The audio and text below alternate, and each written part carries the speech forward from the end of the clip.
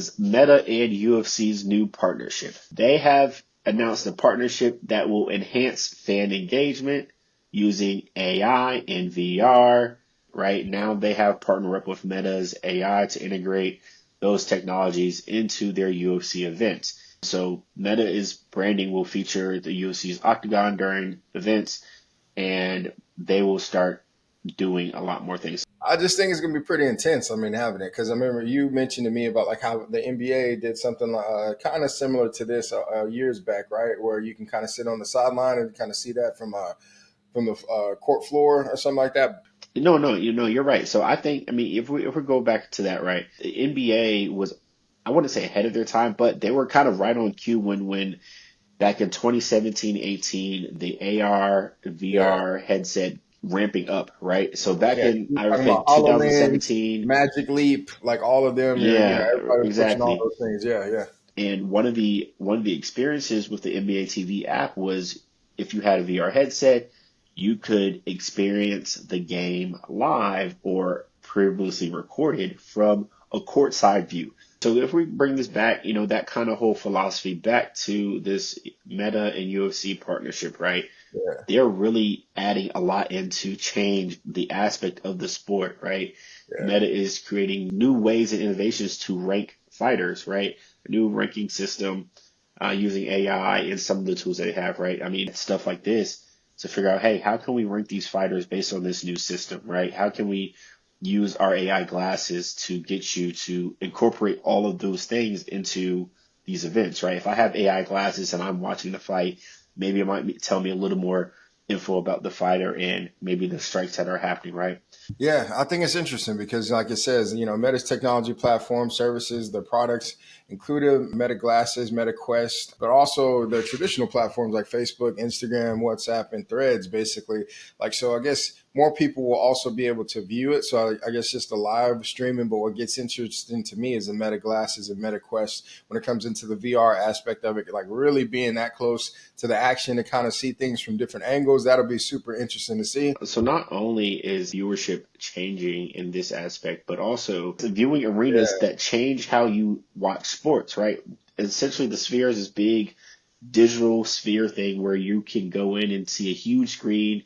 You sit there and watch whatever, right?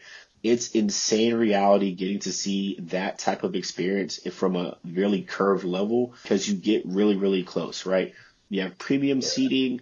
You're not there actually at the game, but it almost feels like it. So Cosm and Sphere is definitely changing the game. And any other arenas out there like that may be there, it's really, really crazy. The stadiums have a fixed amount of seating, right? A lot of technology like mixed reality, AI, and VR, and AR to transform how we experience these sports. Hyper immersive, and you can kind of see the engagement that you're getting from everybody. It's almost like you're really there. So I think that from a viewing aspect and just like from an entertainment perspective is just like, that's definitely next level. And I think that'll keep people coming back to those type of experiences versus just like something traditional. So Runway, they just introduced their Gen 4 model. And we talked about before ChatGPT with their latest 4.0 image generation model that's just been taking everything by storm, like with all of its capabilities.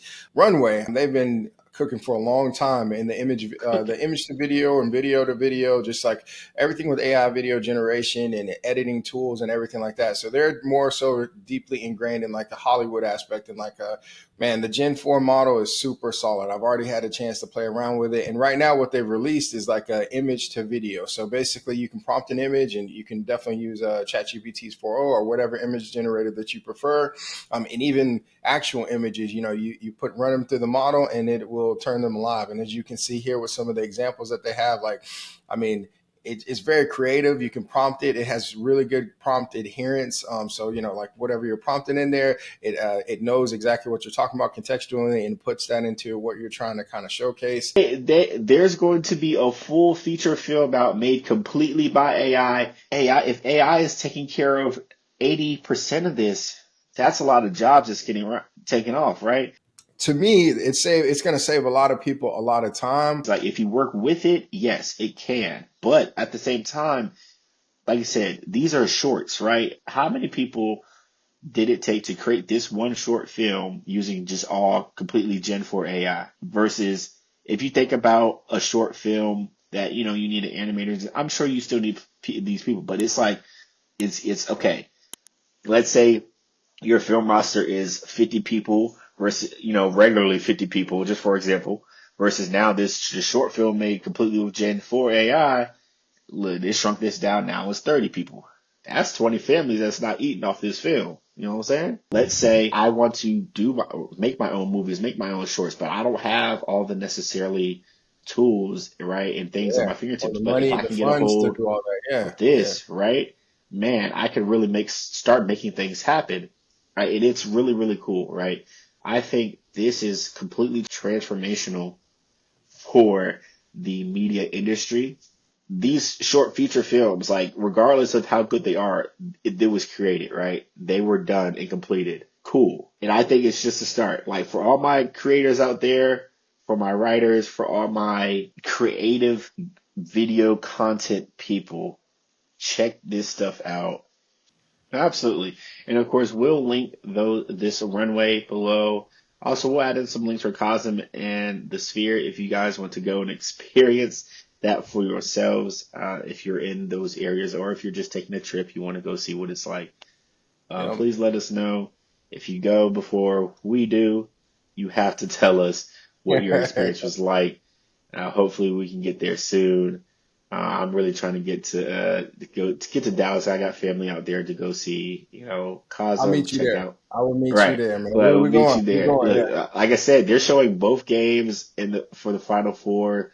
They have different shows. It's really, really cool to see. But other Yeah. than that, man, what else you got, DJ? Anything else, or you want to wrap?